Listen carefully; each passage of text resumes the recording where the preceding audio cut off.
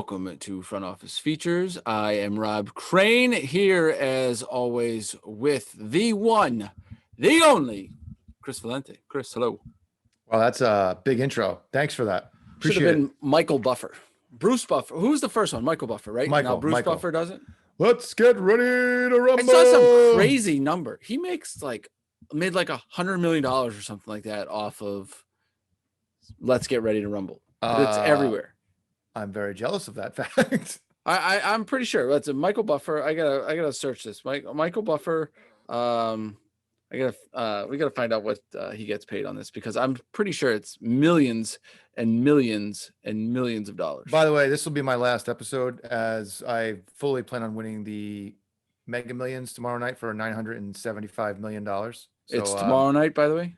I think so. So farewell to you all. I will be on the beach in my own private island, away from all the COVID. Adios. It's been fun. You realize when you signed the deal to be I know 50-50. 50-50, right? Even when you win the lottery. Right? I can still make it by at 500 million. I'll be okay. So I'll give you got to take it in lump sum, by the way. Of course. What are we like, crazy here? Give me that cash. Yeah, just take the money. I think I saw it was like 760 was the cash lump sum. Oh wow. Take I'll be okay. 760 is the cash lump sum, and you walk away with 60% of that, 65% of that or so. Yeah, you'd probably end up with like around 500. You'd run around like 500 million. Right. You make lifetimes off interest. Oh, that's what 1% is 50 million a year. Crazy. That's nuts, isn't it? Oh no, 5 million a year. 5 million a year. Just 5 million a year. Yeah, fine. Yeah. I'll be okay there too. I'll be okay. $5 million a year in interest. Nuts. Yeah. Nuts. Yeah, that's okay. So, I have you ever thought about like what you'd do with it? Oh, absolutely, all the time. I would. What would be the first thing besides, I don't know, like a nice sell your house and go to a nice house and retire and that kind of stuff? What are you doing that's probably different than, what's the unique thing besides like a house and the house and a car or something like that? I'd buy a really, really nice boat. Really nice boat? Yeah, a really nice boat, and a captain to drive me around, like for sure. Like, and yeah, I mean, if you get that much of a boat, you have to have a captain. I'd probably buy a plane too. For like, I would only fly private from that point on. Like, see, I hear the phrase is, once you get to that level, if it floats and it flies, you rent it, because it's just so expensive. Yeah, but I have $500 million. Yeah, but don't you think at some point you'd still be like, that's a little expensive. I'm not buying a $4.50 coffee. No. You just made $5 million on interest. Yeah, that pays for my gas on my plane or whatever. Yes. No, if you made 1% too. No, I'd fly to Vegas and I put it all on black. Like double it or lose it all. I'm a billionaire or I'm broke again. So no, but yeah, I would 100% give a ton of it away. Yeah, for sure. You'd have to find friends that you're willing to essentially pay not to work, because what are you going to do all day? Like, we're too young to just retire by yourself. Yeah, what are you going to do? Right.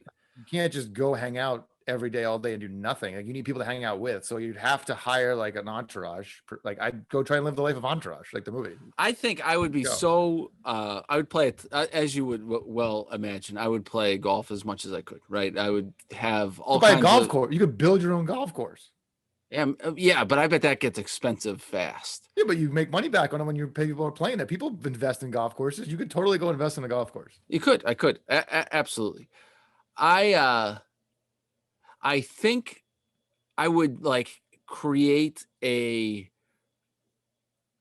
really big non-profit, like, oh yeah, like a really big non-profit business. That's all I would do. I wouldn't work anymore. I would just do charity work. That's the only thing I would do. That would keep your mind sharp, because the last thing you want to do is like veg. No, I would not. I would not have a day-to-day job. No chance. I would 1,000%. I want to live the Jordan life. Jordan plays 18 holes every morning. Totally, like you could play 36 holes, but you had nothing to do. Get up, you play 18 holes, and then you kind of start your day in the... Where would you set up shop though? Where would you live?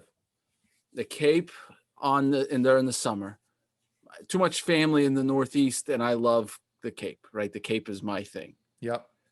During the summer, and then in the winter. Great question. I don't know. It wouldn't be in I'd the have, Cape. well, I'd have multiple. Yeah, right. Multiple residents. I definitely have someplace in Hawaii. No doubt about Hawaii, absolutely. Hawaii is my favorite place on earth. that. So far. Italy, I'd have a place, no doubt.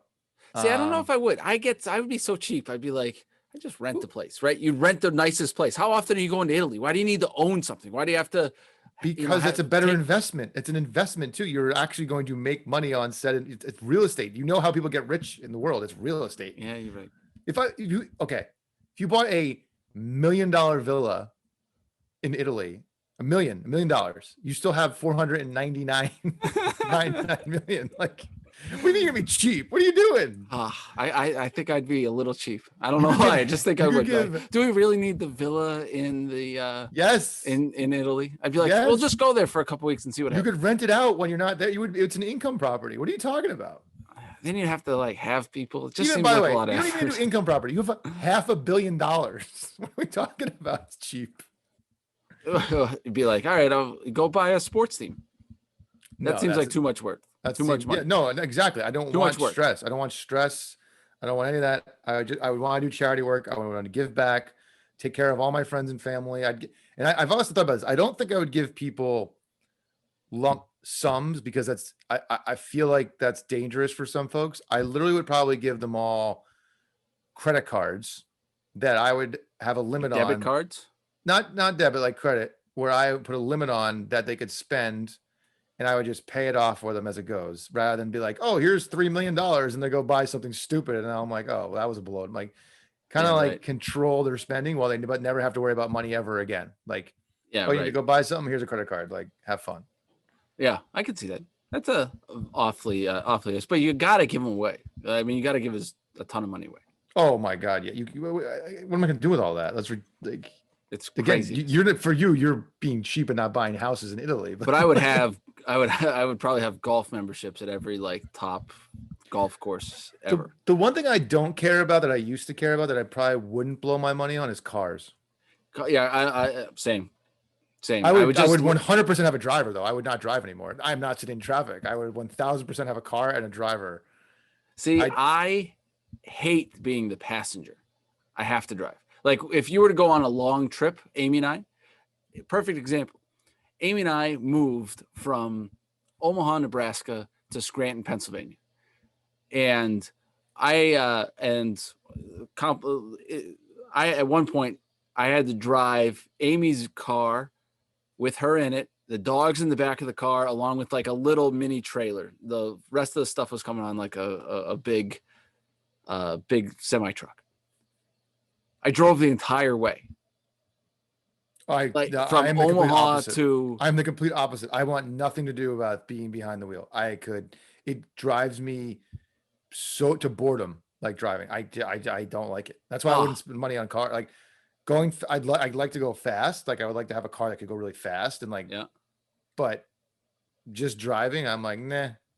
Yeah, I drove the entire way. I don't like being the passenger unless I get like super tired or something like that. It's like I want to drive. My second favorite thing about traveling for work is going into an Uber because I don't have to drive. Love the Uber.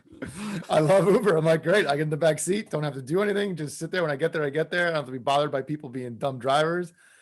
Give me the Uber. I'd have a car that's a nice car and a driver. That would be one of the number one things on my agenda for being that rich. Yeah, I could see having the yacht, the nice, like the big. Oh, thing. I would totally have a really nice boat. Yeah, Tiger Woods has one of those things. They like takes the golf tournaments. I would like up and down the East Coast. I actually would be less. I like driving. I do like driving boats, so I'd be less inclined to get the captain, like I mentioned earlier. I would be cool with just like but something that big, you would need. Oh yeah, if we're talking a massive. You're not talking a little. If we're talking John Henry raft. Yacht. Yeah, no, we're not getting a Boston whaler here. We're getting like a big behemoth. But yeah, no, a plane, a boat, a couple houses, and then I would just like do charity work. And to your point, golf when I want to golf. I'd start my own charity. Anyway, that's not what most likely is going to happen. But if it is, I wish you nothing but the best, and I hope I get one of those credit cards. Absolutely. You have to find a new co-host, but you'll have a credit card. Yeah, right. So I wanted to give you a little update on, I feel like I'm giving the world an update about what's going on with the Worcester Red Sox. And, we've hiring 2 jobs. We're one of the teams that are hiring, right? Woohoo. So right now we're in second interview time of a ticket sales job. Excuse me. And then next week we have a second interviews job for the corporate partnership services. Okay. How many people made it to the second round? Call it 15. That's a lot. Jeez. There's 300 people, right? No, I know. That's a lot though. We probably did 30 to the 31st round ones ish. You went down, so you cut it half. How many more rounds are you going? 4 probably. You go 4 more rounds or 4 rounds? 4 total. Right. So the third round, I want to get people's input who will be on the ticket sale, like our ticket sales team currently. Yep. They're all talking to them. They're like, if they're not buying in on the person that we're bringing in, I'm not bringing them in. Right. Bringing them in. Right. Doesn't culture fit. Yeah. Culture fit. Gotta fit. And then you got to talk to the big bosses too. Right. So that's why I say 4. And Larry talks to everyone, right? Larry talks to every single one. And, which is great. I want, I like when Larry's inputs, there. So anyway, we're on the second interviews, and for the most part, they've been pretty good. Kind of, I'll call them standard. One, standard, that was, overachieved in my opinion. You know how we talk here for the last, 10 months during this whole damn COVID thing. Like, what are you going to do during COVID? What are you going to do during COVID? What are you going to do during COVID? Right. And a lot of these people that we're talking to, this is an entry level job, right? So they're just starting, and they either had their internship canceled or they were with somebody in the beginning and then that ended because of COVID, right? So there's a lot of COVID related discussions here. So one of the guys, it was a guy, had his resume and they had it all set. It was fine. And on the left side, they sometimes put skills and that kind of stuff. He had a section of his resume, what I did during COVID. And it was doubled my LinkedIn followers. Second, took 6 sales webinars. Third was, I don't remember. It was something else, but it was impressive. And it was like, oh, that's what you did, right? And it was like, well, that person just didn't sit on his ass and not do anything.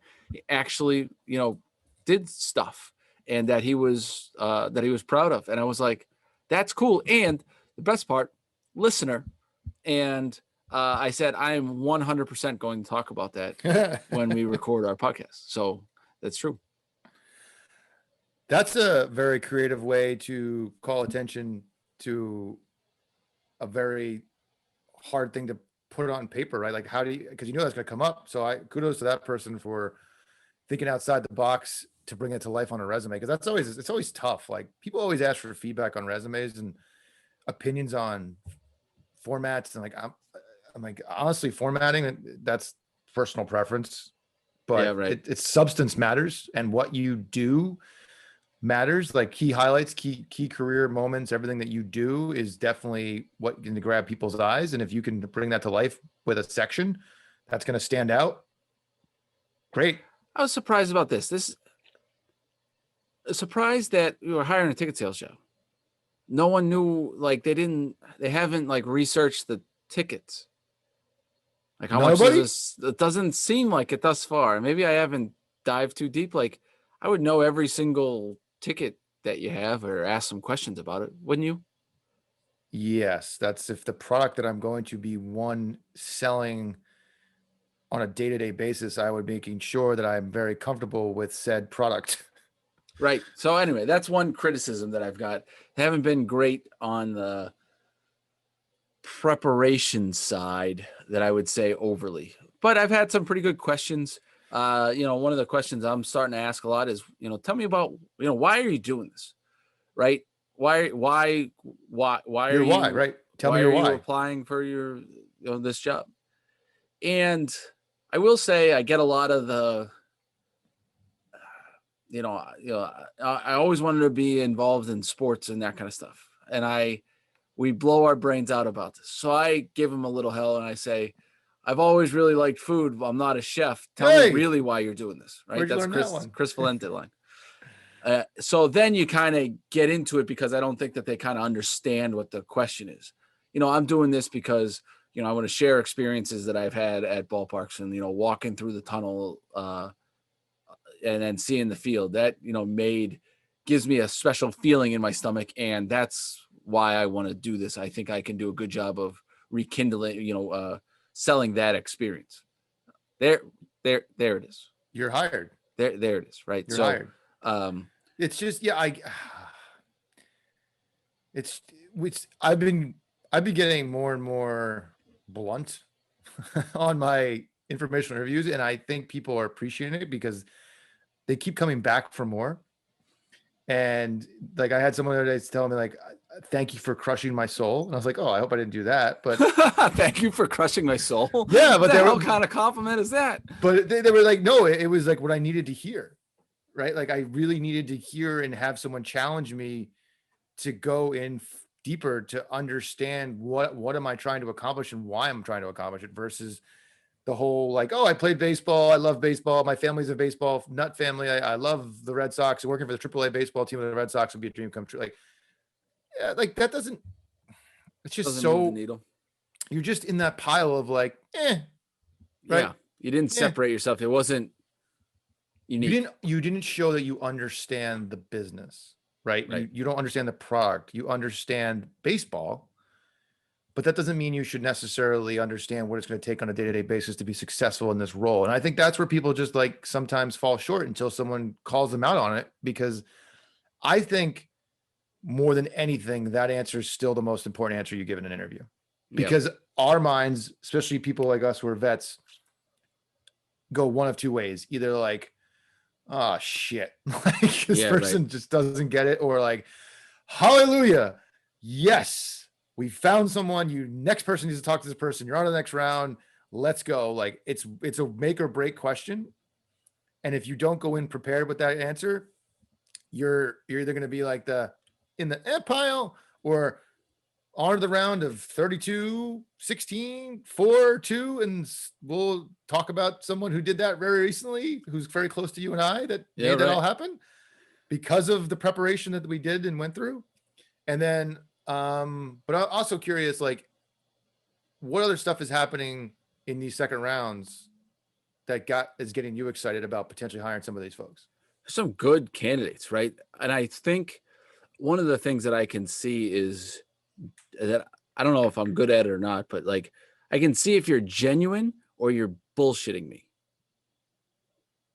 Because you have a bullshit meter.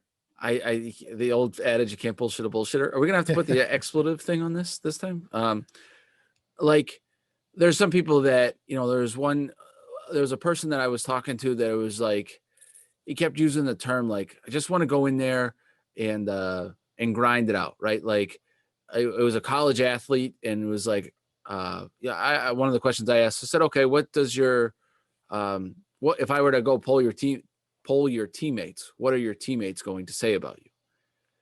And he came out and he said, is like, I like to have a good time, but he goes, I think that I think they would say that he's a grinder, right? Like, when no one wanted to get up and work, my senior year, I tried to help push those guys over the edge to get in the weight room or to, do the extra, the extra running or whatever that you had to do. Right. So, and I was like, it's a good answer. Right. Because you're being a leader without having the title. But you're also being genuine, right? It's not like, well, let me tell you how great I am. And I can just like see through that. Like, not that. Yeah. You don't want someone almost like you're a try hard. Like, I want you to try hard, but don't be a try hard. Don't be a hardo. Yeah. Don't be a hardo. Don't be a hardo. Yeah. That's what you wanted to. There was one interview, and I just like, I got off the thing and I talked to the other guy that on my staff, hardo. And you're not, and like, you're done, right? Like you're not going to fit. No, that guy's just not going to do. Like you're not going to fit in that culture. What was her name? I'm just kidding. Yeah, right. Can I say one thing that I'm struggling with? And we've tried to make a point here to be very have a very inclusive podcast, right? Like we are two middle-aged white guys. And we've tried really hard, right? I have definitely tried really hard to get people of diverse backgrounds on our podcast to talk about, about social issues. Social issues, right? I'm really struggling with like candidates of diverse backgrounds. There's just are you not getting them? Yeah, right. It's also hard, right? You see just names, right? You don't know if they're black or white, right? And you're still you're picking from the people that have good backgrounds and that kind of stuff, or good experience, I should say. And it's been more difficult to find people of diverse backgrounds. And we even, that's been more challenging than I thought. We're kind of, the male female side of it. I definitely don't feel that at all. That we have great male and great female candidates, but definitely struggling with people of more diverse backgrounds, which I'm like trying my ass off to make sure that we've got a good candidate.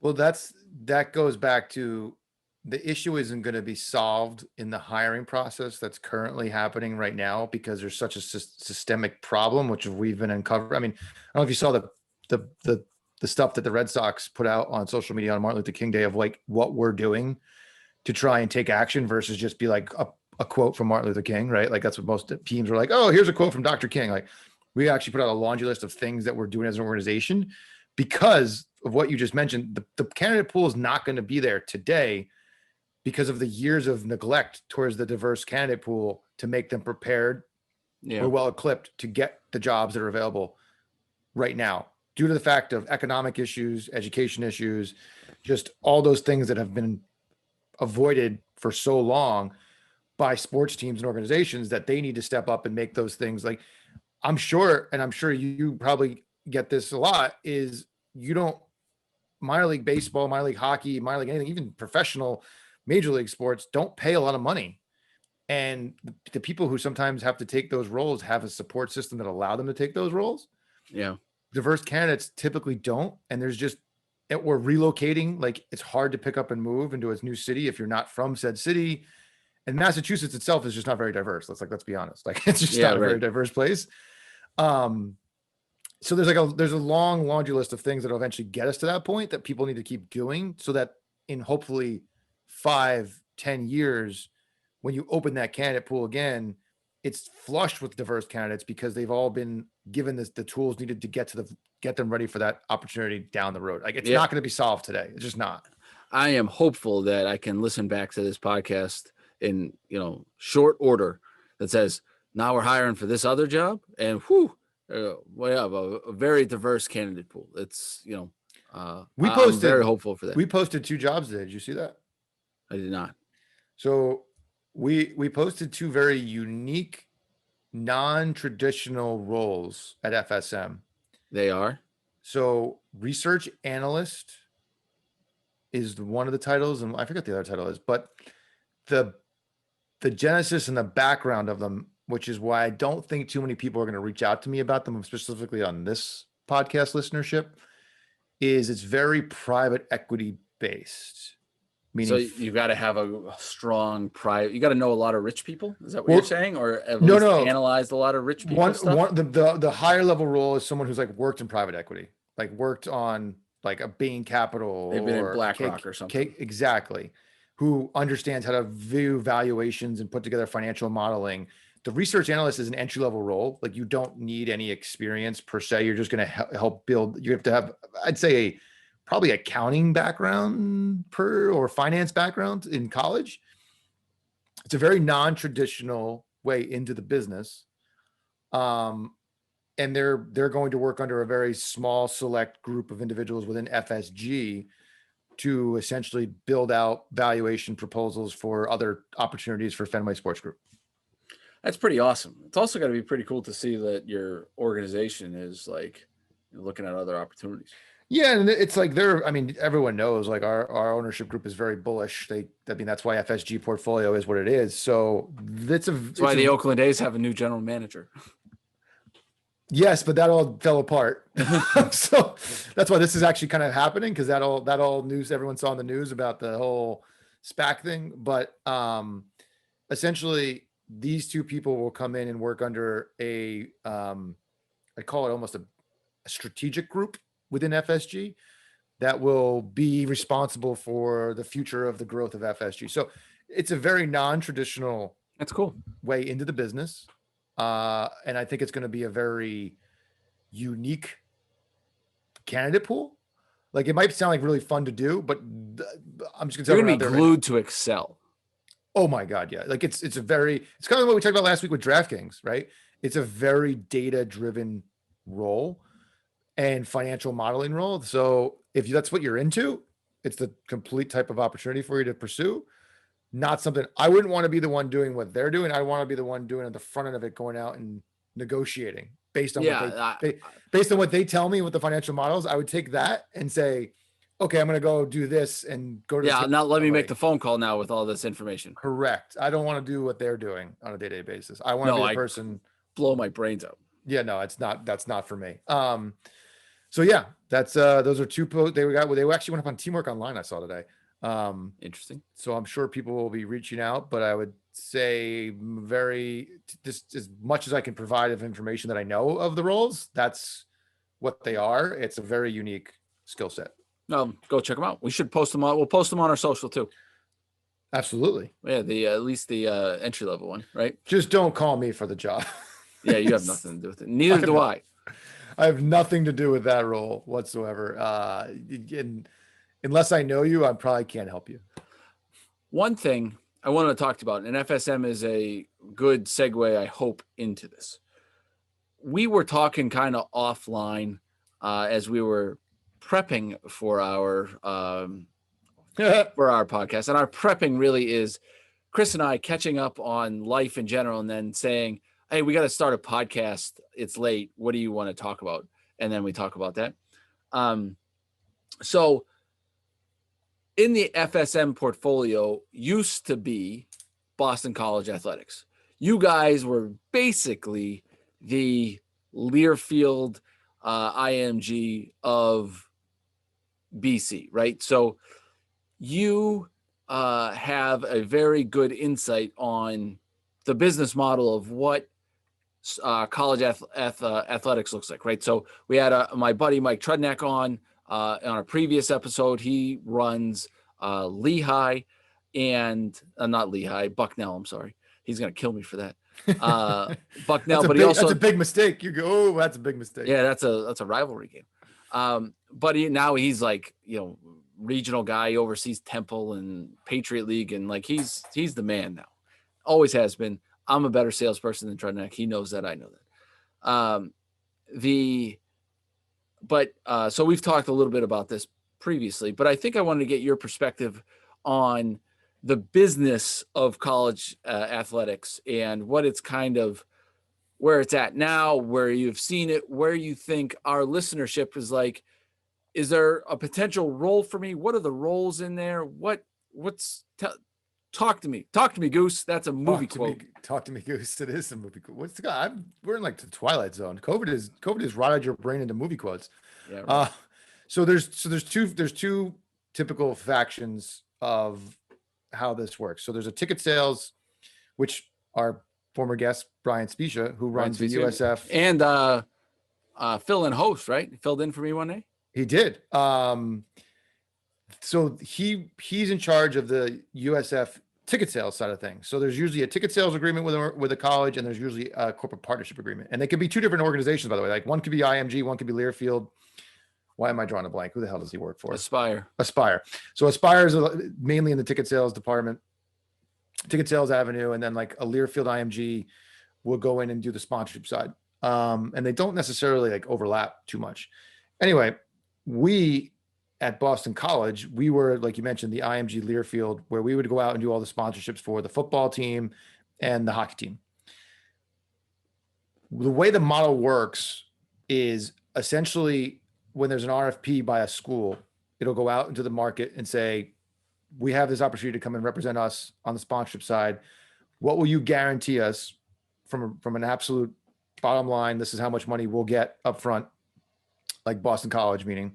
And then above and beyond that, there's a revenue split after you get past a certain number.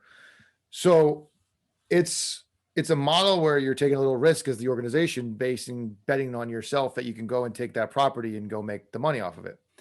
The school typically, though, also has the final say on said sponsorship and has to approve every deal because it's still their property. It's a tricky business in the sense that, especially like a big school, like if it's call it BC. BC is like a big school. It is like it's a big AC. It's ACC. ACC Power 5 school. ACC. It's $75,000 a year to go to BC. Jeez, man. $10,000. Like, and to give people a sense, like, unless you're like Ohio State, Michigan, those like Alabama, your sponsorships are typically in the $10,000 to $50,000 range. Some six figures, not a ton. It's like a minor league baseball setup. Pretty much, yeah. But with way more ability to provide national TV exposure because of ACC basketball, right, and football. So like when we were still representing them when BC beat Duke a couple of years ago when they were number one in the country. You're a sponsor of that game, like you get all that attention on the LEDs, whatever. So we would go out and talk to brands and bring sponsorship opportunities to folks to activate on campus, the tailgates, etc., all the whole 9 yards. The model is changing rapidly, I'd say. The reason we got out, we were there for 12 years, and eventually you just kind of like go your separate ways. FSM was getting bigger and bigger and bigger, and we were getting more properties under our belt that would generate significant revenue for FSG, right? Because like I mentioned, like if you're doing $10,000 Liverpool deals, and Uninterrupted is a little bit different than BC Hoops. No offense to BC Hoops, but yeah, right. Correct. Like it comes down to dollars. But for the people like IMG or Learfield, that's their model. Like that's what they do. That model is starting to crack a little bit, I'd say, because the guarantees are getting so high, it's getting harder and harder to recoup the dollars on the back end. But from a job perspective, the person that we kind of just hinted to, like, came up through those ranks at BC. Ben Ossipow was one of our BC interns, who went an FSM associate who worked under me. Like, I remember Ben. Yeah, there's a ton. Like Alina, who worked for us at BC, was the partnership activation person because we had two people like literally on campus every day who oversaw our sponsorships on behalf of FSM as their FSM employees. There's a lot of opportunity there, and college athletics from a sponsorship and school, like there's a lot of money to be had and made because there's people like alumni who live and die by those schools. Like there's tons of value, etc. But it's a very different, I'd say, culture than professional sports. Yeah, more red. I hear the red tape is so much red tape. Yeah. Because like I'll just give you an example. Coca-Cola was BC's campus's provider, so they have a massive deal with the campus of BC, right? That can't supersede any athletic deal you do. So any liquid, didn't matter what type of liquid, was banned from a sponsorship with the BC athletic team because of the deal with Coca-Cola for the campus. Geez. So it's like there was, and there, from my understanding too, if you want to, in minor league baseball, I can nearly make a decision today, and then tonight we're going to try it, right? If you were to try it, it might get through the 7 different layers, and then you might be able to try it in like next year or 6 months from now, or it's a little bit longer of a process. Way long. And if you were, I guess that's good and bad, right? I would be, as a salesperson, it's not good. So if I was a brand, say you're the brand, and you were sponsoring or wanted to partner with a college, who do you think your target audience or who you'd want to be able to have access to would be the most? Like, what would make sense? The students. Correct. You have no access to the students. You can't provide emails to the students. You have no way other than to be at like a tailgate to get access to the students. You don't get access to anything from the student base. So you can't say like, all right, guys, there's, I don't know, $5 off the local pizza joint down the street. And it's like, well, we email all the students. Nope. Can't do that. Same thing with the alumni. You don't get to the alumni database either. Really? Correct. It's a completely separate. Think about a college. The alumni network is its own business. Yeah, right. So like you're doing a deal with BC Athletics to put up your logo and go to the events and hope that someone like comes by. It's a very different model. And to your point, there's a lot of red tape. With that said, like it's obviously it's a very strong business and bazillion-dollar business. Yeah, billions and billions and billions of dollars. The other side of this that I really don't know about, maybe we need to get a guest that can help us here, is like inside the inner workings of an athletic department, right? The compliance side, I know there's marketing and PR, the athletic director side. I get it. And those are gigantic jobs, right? I was listening to Sports Business Daily, the Sports Business Journal podcast. That's like 7 minutes each day that I've talked about here. There's like a whole bunch of major athletic director jobs open, right? The Northwestern, Duke, some others, another one, right? But those two pop in my brain. There's a whole side of that. Would you say I walk into the athletic department that is I have no feeling for? It's a big time political job. What is a big time political job? The athletic director? Yes, it's a very political job in the sense that you're keeping the president happy, you're keeping coaches happy, you're just kind of managing everybody to make sure everything's, to your point, in compliance. But you're essentially also like you're politicking to the commissioner of your said league. There's it's a CEO. It's almost like the CEO of the whole entire operation. Yeah, who's responsible for hiring and firing of all the major positions.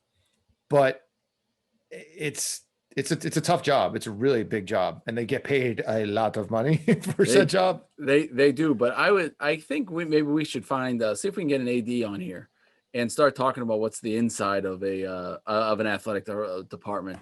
That's a good idea. Look like, and how we can what kind of positions are available. I know that there's a bunch of interns that have interned like in their college athletic department. That's cool, but I think we need to kind of figure out. We should go talk to somebody about that. We should. I think that would be a very insightful, and I think you and I would learn something. Know when we're idiots on something and have someone else talk to us about it. But I knew that you knew something about the BC stuff because you guys worked so closely with it for so long. I did. We had to go to all the games, BC football, BC hockey, BC basketball. Some of those football games were chilly towards the end of the season, but Chestnut Hill is gorgeous. Oh, the BC campus is great, but I don't know. $75,000 makes me throw up. I can't. No. I look at the 529 every day for my kids. I'm like, yeah, they're going to be going to community school. It's a big business, and it's definitely opportunities. And I think from a job opportunity, if people are out there looking for jobs, there'll be a lot of opportunity in the next for upcoming fall, right? Because by then, hopefully the vaccine's rolled out. Sports should be fired back up again. Yeah. I just lost a good intern candidate to taking a BC. I don't know if it was BC or not, taking a college job. Took a full-time job? No, internship. Oh, nice. I give them credit though. They were trying to go get their MBA, and there was maybe potential grad assistant stuff, which is cool. And I get it, but no ill will there. But it's definitely the inside college athletics. Matt Harper, he was he filled in for you that one time. Yep. And he's a big college athletics guy, and I always would make fun of him, and he would start coming in. And in the beginning part of his job, right? So he never worked in minor league baseball before. And he would start off meetings, in college athletics, and then college athletics, and like he would start all these sentences in college athletics. And I would say, Hart, can you tell me about this college athletics thing? And he would just use that term all the time. I would bust his chops all the time. Is that sure you happened in college athletics? Speaking of busting chops, so after our Instagram live, the Friday night, Rachel went back and rewatched the broadcast, and I actually watched it with her because it's I'm I've never rewatched, re-listened, nothing. You guys are so much better at this than I am. So she went and she's like, I don't know why I just didn't watch this live. And I was like, yeah, I know. Amy was watching it live. Anyway, she was watching it. Amy and Rachel are like two best friends that I've never met. Yeah. So she actually was like, it was really, she was cracking up. She's like, she found it.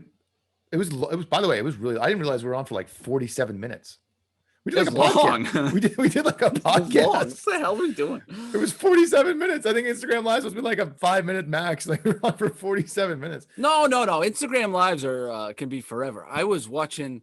I have no idea. I've literally I don't you watch. Suck at Instagram. I don't watch. What do we? Anything. I don't watch any of that. So honestly, when you and I were doing it, in the moment, I felt really awkward. Why? Because I was like, I would never go watch this. Like, I don't care. Like, I don't care is what you just said. Like, I just don't care to watch someone talk to me about, but then I went back and rewatched it. And as I watched it, like from an outsider's view and watched it, I was like, oh, I get it now. Like, this was actually pretty entertaining. Like, not to pat ourselves on the back. It was funny. But in the moment, it was like, what the hell are we doing? Like, we're just talking to each other. I was thinking, well, we should do one of these things on just Instagram Live.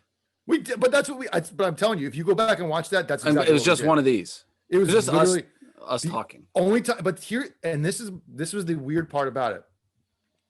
When we broke from you and I talking to take questions, it kind of derailed it and slowed it down. Oddly enough, like the purpose of it was the worst part of it for me.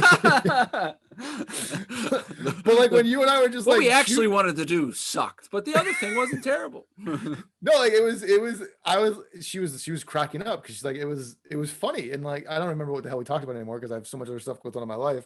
But watching it back, I was like, oh, I get why people would want to find this entertaining. But when we stopped, like, oh, and had a question, and then we just like took the question, it slowed it down. I did feel old when I was trying to answer the question. Like, hey, I can't see this. Yeah, then you're like, oh, text us. I was like, text us. No, there's no text. Anyway. The worst. So I thank and applaud Alina for making us do it. Yeah, nice job, Alina. We should do it again.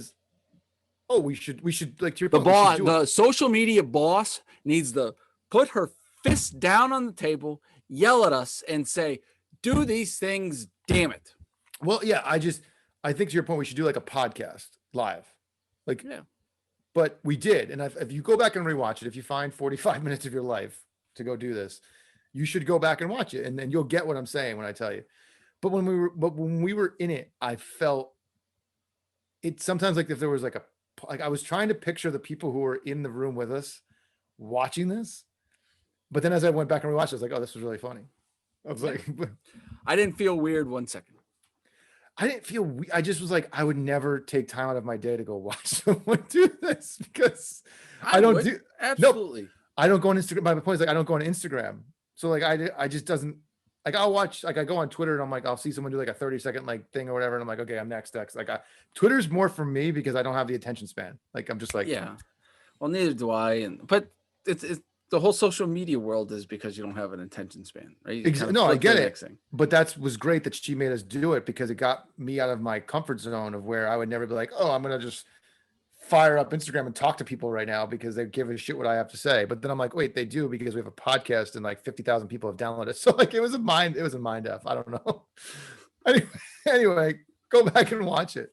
No, there's, you. I've already experienced that. Not you. I know you're not going to do it. I'm saying if people haven't listened or didn't watch, go on our Instagram and actually get a bonus episode because that's really what it was. Yeah, that's a good way to put it. Bonus episode, right? We've got some interviews lined. We do have interviews lined up, and we keep getting. By the way, I don't know who or what or how, but we keep getting submissions for people who want to come on as guests, which is great. Yeah, we need to. We need to respond to those. So anyway, we should have somebody from the Celtics hopefully soon, right? They got to correct, make sure they don't get in trouble, which is fine. Which you won't. And then we got the Spike Ball CEO. Spike Ball founder CEO. Yeah, they're coming on. We're interviewing him in 2 weeks. I got a connection from Maggie Lanter at Blue Wire Pods, who connected me with someone who wants to come on our podcast. It's actually a former player who was the blind and long snapper for USC. Remember him? Oh, really? He's going to come on? So he started a company of sport, so after post career. So we're going to interview them. We didn't talk about that. That's news to me. Yeah, look at that. Breaking news. That's awesome. That's a good one. Yeah, no, the people are reaching out. They want to be on the rocket ship that is Front Office Features. I think it must have been the Instagram Live. Must have been the Instagram Live. Must have been. All right. Before we go, I want to make a quick congrats. One of our first 5 guests, probably. Who's Kurt, that? Yeah, I think so. Something quick. Kurt Hunzecker. He used to be in the minor league baseball office where him and I became friendly. Then he went and became the president of the St. Louis Battlehawks of the XFL. RIP. Yeah, and they were doing great, right? They were selling tickets and sponsorships, and he was killing it. And then pandemic killed them. He is now. That's a terrible way to put that. But it's true. Yes. Tell me I'm wrong. You're not wrong. See? But now Kurt has landed on his feet. And Kurt is the vice president of business operations of minor league baseball. He's your boss now. No, he's not my boss. No, he's or Major League Baseball. No, he's one of your 12 bosses now. You have to report. I already have 38 of them. So me too. Welcome to the club. And three of them live in this house. One's 4 months old. Anyway, yeah. So big shout out, Kurt. Congratulations. Couldn't happen to a better guy. One of my favorite people in minor league baseball, and is landed on his feet. He's doing great. We'll have to bring him back for a second interview once he has his new job and talk about new stuff. We should have a. We've had 1 2-time guest, right? Scott, Dan Lust. Dan Lust 3-time. 3-time. Jeez, man. Not even. He wasn't really. He was an expert. No, let him a lot more of a guest, right? We bring him in to talk about a specific. Yeah, he's very much an expert. Great sports law expert. So follow at Sports Law Lust. He's a good one. All right, I'm good. You good? I have so much more to say, but I'm not going to say it. What? On what? Come on. No, I'm not. We're going to end the podcast so I keep my job. All right. Well, that's a weird way to end the podcast. I have so much more to say, but I'm not going to say it. Well, good news is we have 1,000 more episodes to do. So maybe one day we'll have to save some content for next week. It's a teaser. Hey, by the way, did we ever do how to quit your job? The teasers. Did we ever do that? No, I don't remember. Sure haven't. One day. Next week. Next week. All right. I'll see you later. Later.